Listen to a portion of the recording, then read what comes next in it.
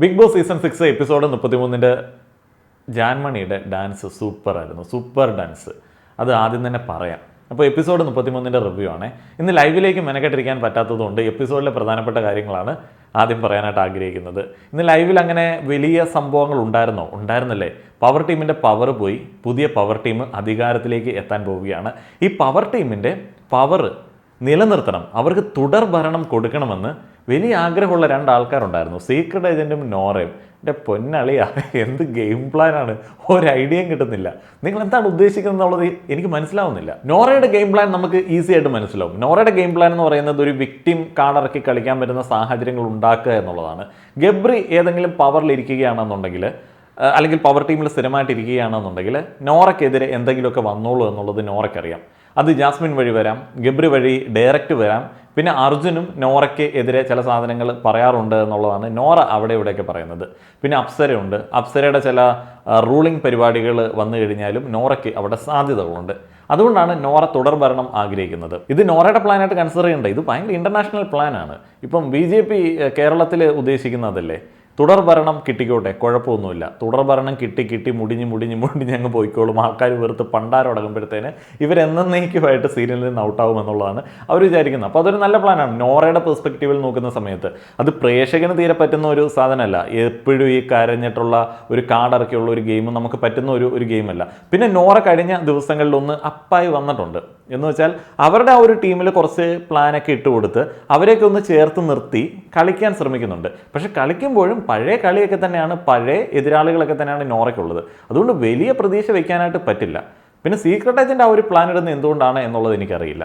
എനിക്ക് അത് തീരെ അങ്ങോട്ട് മനസ്സിലാവുന്നില്ല. ജിൻഡോ ആ കാര്യത്തിൽ അടിപൊളിയാണ് കേട്ടോ. ജിൻഡോ ഗെയിമറാണ്. ഗെയിം വിട്ടിട്ട് പുള്ളിക്ക് ഒരു കളിയില്ല. ഗെയിമിൽ പുള്ളി നല്ല സ്ട്രോങ് ഡിസിഷൻസ് എടുക്കും, മുഖത്ത് നോക്കി കാര്യം പറയും. കാര്യം പറഞ്ഞിട്ട് അവർക്ക് എന്തെങ്കിലും ഫീൽ ചെയ്തോ എന്ന് പുള്ളി ആലോചിക്കുന്ന സമയത്ത് പുള്ളിക്ക് ചെറിയൊരു വിഷമം വരും. അപ്പോൾ ഒന്ന് കരയും. അപ്പോൾ എല്ലാ ആൾക്കാരും ജിൻഡോനെ ചേർത്ത് നിർത്തി ഒരു കുഴപ്പമില്ല അണ്ണാ, ഇത് ഫെയർ ഗെയിമാണ് എന്ന് പറയും. ഇന്ന് സീക്രട്ട് ഏജന്റ് നോറ അവരുടെ ഒരു ഗ്രൂപ്പിൽ നിന്നിട്ട് ഗബ്രിയൊക്കെ ഉൾപ്പെടുന്ന പവർ ടീമിനെ സപ്പോർട്ട് ചെയ്യാമെന്ന് പറഞ്ഞപ്പോൾ മനസ്സോടെ അവസാനം അതിനോട് ഏകദേശം സമ്മതിച്ച ഒരു വ്യക്തിയാണ് ജിൻഡോ. എന്നിട്ട് ആ ഒരു വേദിയിലേക്ക് വന്നപ്പം ഇൻഡിവിജ്വലായിട്ട് സപ്പോർട്ട് കൊടുക്കാമെന്ന് പറഞ്ഞപ്പോൾ അതിന് മുന്നേ തന്നെ ജിൻഡോ ടണൽ ടീമിനെ സപ്പോർട്ട് ചെയ്യാനായിട്ട് ഉറപ്പിച്ചിരുന്നു. ജിൻഡോ അങ്ങനെ എഴുന്നേറ്റ് നിൽക്കുകയാണ്. സിബിൻ, അതേപോലെ തന്നെ ശ്രീതു, നമ്മുടെ ശ്രീരേഖ, അങ്ങനെയുള്ള ആളുകൾ, അൻസിബ, അങ്ങനെയുള്ള ആളുകൾ നേരത്തെ തന്നെ ഈ ടണൽ ടീമുമായിട്ട് ഒരു ഡീലിൽ ഏർപ്പെട്ടിരുന്നു. അപ്പോൾ ആ ഒരു ഡീലിൽ ഏർപ്പെടുന്ന സമയത്ത് അവർ മുന്നോട്ടേക്ക് വയ്ക്കുന്ന ചില ഡിമാൻഡുകളുണ്ട്. ആ ഒരു ഡിമാൻഡുകൾ ഇപ്പം നമ്മൾ കണ്ടതാണ്. പവർ ടീമിനോട് ചോദിച്ചാൽ എന്താണ്, ഓപ്പൺ നോമിനേഷനിലേക്ക് ഇടരുത്. ഇപ്പം ഇവരോടും പറയുന്നത് ഓപ്പൺ നോമിനേഷനിലേക്ക് ഇടരുത്, ഒരു ഘട്ടത്തിലും ഓപ്പൺ നോമിനേഷനിലേക്ക് ഇടരുത് എന്നൊക്കെ കേട്ടപ്പോൾ അർജുൻ ആൻഡ് ഗബ്രിയൊക്കെ അത് പറ്റില്ല എന്ന് പറഞ്ഞു. അപ്പോൾ പൊയ്ക്കോളൂ എന്ന് പറഞ്ഞ് സിബിൻ അവരെ ഒഴിവാക്കുന്നതാണ് നമ്മൾ കണ്ടത്. ഇപ്പോൾ സിബിനൊക്കെ അങ്ങനെ ഒരു സപ്പോർട്ട് കൊടുക്കുന്നു. ജിൻഡോ വരുന്നു. വട്ടംവലി പോലുള്ളൊരു ടാസ്ക് വരുന്ന സമയത്ത്, ഫിസിക്കലി ഭയങ്കര ഇൻപുട്ട് ഇടേണ്ട ഒരു ടാസ്ക് വരുന്ന സമയത്ത് മറ്റേ ഇക്വാലിറ്റിയും കാറ്റിൽ പറത്തിയിട്ടാണ് എല്ലാ ആൾക്കാരും കൂടെ ഓടുന്നത്.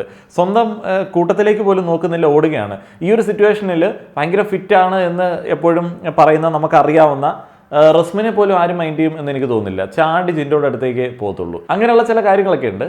പിന്നെ പ്രധാനപ്പെട്ടതായിട്ടുണ്ടായിരുന്നത് ഗബ്രി ജാസ്മിൻ തമ്മിലുള്ള ഒരു കോൺവെർസേഷനാണ്.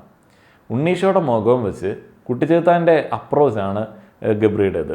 എന്തൊരു മാനിപ്പുലേഷനാണ് ചെങ്ങായി. അതിനിപ്പോൾ പുള്ളി കയ്യിൽ നിന്ന് പോയി അങ്ങനെ ചെയ്യുന്നതാണ്. അല്ലല്ല, അങ്ങനെയല്ല.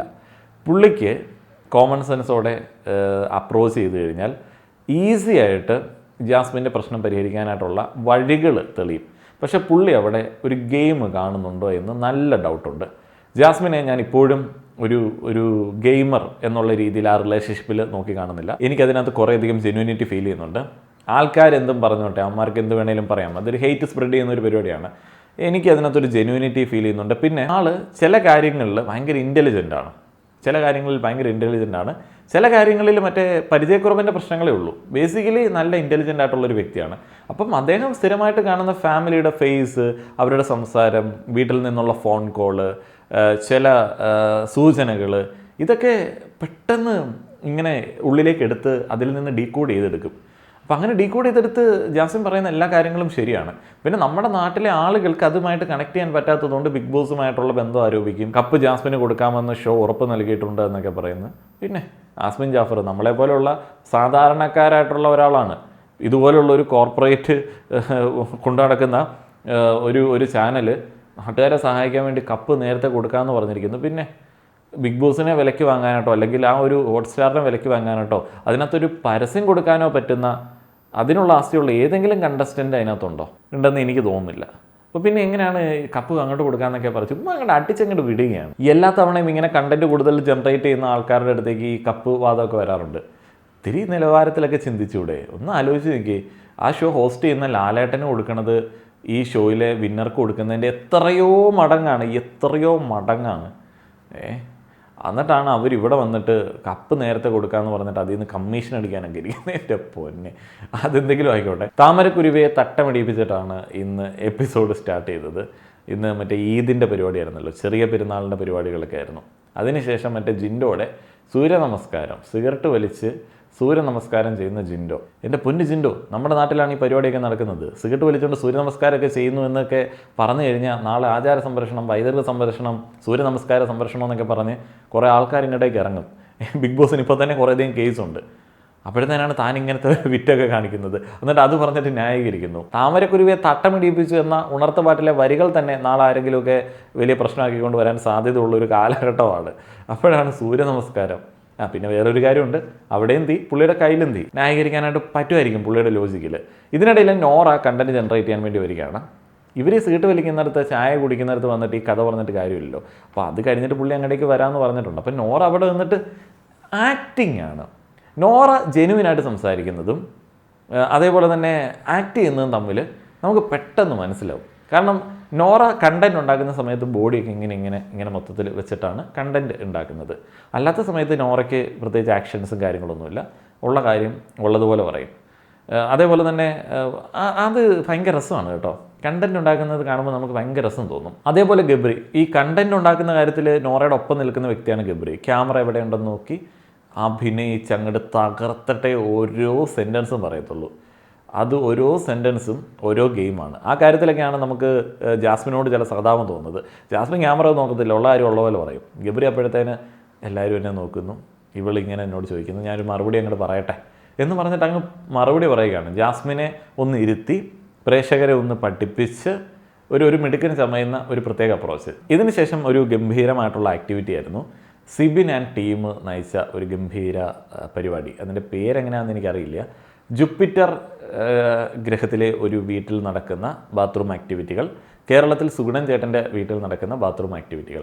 ഈ ഒരു ബാത്റൂമിൽ, ഈ ബാത്റൂം ബാക്ക്ഗ്രൗണ്ടിൽ അവർ കുറേയധികം കണ്ടസ്റ്റൻസിനെ കുറിച്ചിട്ട് നൈസായിട്ട് പറയുന്നുണ്ട്. അതിൽ അൻസിബ, ശ്രീതു, ശ്രീരേഖ എല്ലാവരും ഗംഭീരമായിട്ട് പെർഫോം ചെയ്തു. അവരുടെ ആ ഒരു ആക്ടിങ് സ്കിൽസ് എന്ത് രസമാണ്. അധികം ഡയലോഗൊന്നും പറയാതെ ആക്ടിങ്ങിൽ കൂടെ, അതേപോലെ തന്നെ ആംഗ്യവിക്ഷേപങ്ങളിൽ കൂടെ എന്ത് രസമായിട്ടാണ് ഓരോ ക്യാരക്ടറുകൾ എടുത്ത് കാണിക്കുന്നത്.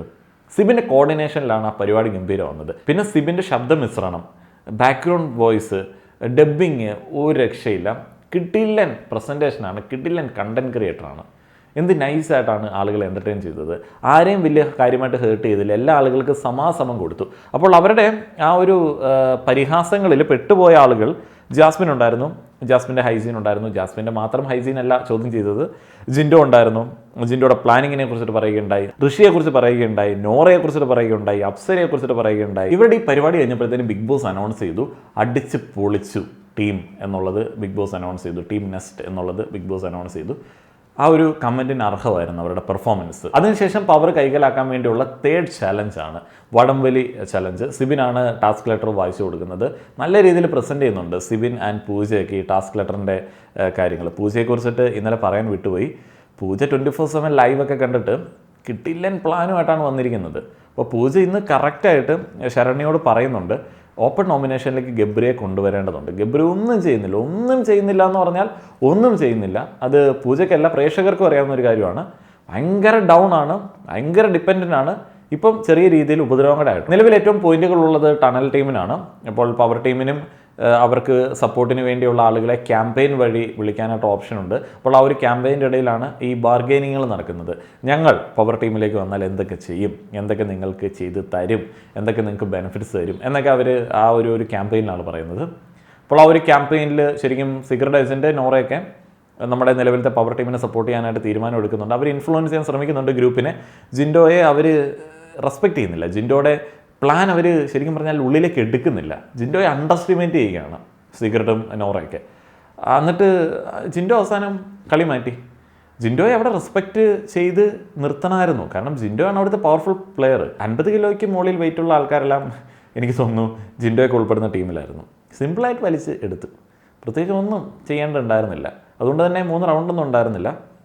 ഒറ്റ റൗണ്ടിൽ തന്നെ പരിപാടി തീർന്നു എന്ന് എനിക്ക് തോന്നുന്നു. അതിനുശേഷം അവലോകന കമ്മിറ്റി ഉണ്ടായിരുന്നു. പവർ ടീമിൻ്റെ അവലോകന കമ്മിറ്റി ഭയങ്കര ആഘോഷമായിരുന്നു എല്ലാ ആൾക്കാരും. അപ്പം അർജുനും അപ്സരയ്ക്കുമൊക്കെ ചെറിയ രീതിയിൽ അത് വിഷമായി. പക്ഷേ അപ്സര അതിനെ വളരെ പ്രാക്ടിക്കലായിട്ട് തന്നെയാണ് നോക്കിക്കാണുന്നത്. അത്രയധികം ആളുകൾ സന്തോഷിക്കുന്നതിൻ്റെ കാരണമൊക്കെ അപ്സരയ്ക്ക് മനസ്സിലായി. ഗബ്രി അപ്പോഴത്തേന് അവിടെ പവർ ബാലൻസിനെ കുറിച്ചിട്ടൊക്കെ സംസാരിക്കുന്നുണ്ട്. എന്ത് പവർ ബാലൻസ്? ഗബ്രിയാണ് ഈ പവർ ടീമിലെ ഏറ്റവും വലിയ വെറുപ്പിക്കൽ. അർജുനും അപ്സരയൊക്കെ ആളുകൾക്ക് ഓക്കെയാണ്. അവരെ പോലും നെഗറ്റീവിലേക്ക് കൊണ്ടുപോയത് ഗബ്രിയുടെ ഒറ്റയാളുടെ പ്രകടനം കൊണ്ടാണ്.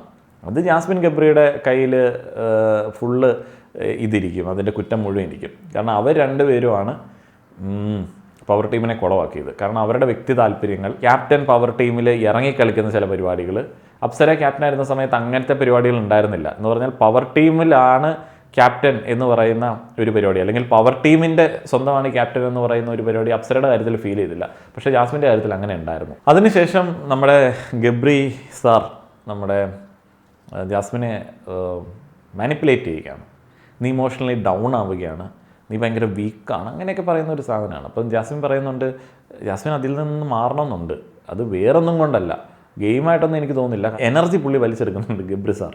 അപ്പോൾ ഗബ്രി സാർ അങ്ങനെയൊക്കെ പറയുന്നുണ്ട്. അപ്പം ജാസ്മിൻ ഇൻ്റലിജൻ്റ് ആണ്. അപ്പോൾ ജാസ്മിൻ പറഞ്ഞു ഇതിങ്ങനെ പറയുന്ന സമയത്ത് വീണ്ടും ബ്ലെയിം എൻ്റെ തലയിലേക്ക് വരും. അപ്പോൾ അത് മനസ്സിലാക്കണം. ഇതും എൻ്റെ തലയിലിടാനുള്ള പ്ലാനാണോ?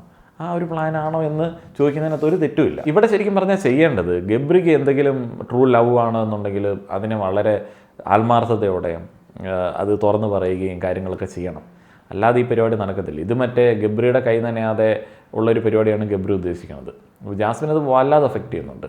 ഓൾറെഡി ജാസ്മിൻ ഹേറ്റേഴ്സ് എന്തെങ്കിലും നോക്കിയിരിക്കുകയാണ്, അത് വല്ലാതെ അഫക്റ്റ് ചെയ്യുന്നുണ്ട്. ജാസ്മിൻ്റെ ഗെയിം നശിച്ചു പോയി. ഈ ദിവസങ്ങളിലേക്ക് പോകുമ്പോഴത്തേന് നശിച്ചു പോയി. ഒന്നാമത്തെ മോങ്ങായിരുന്ന നായുടെ തല തേങ്ങ വീണെന്ന് പറഞ്ഞ പോലെയാണ് മറ്റേ സിബിൻ്റെയൊക്കെ ഗെയിം കയറി വന്നത്.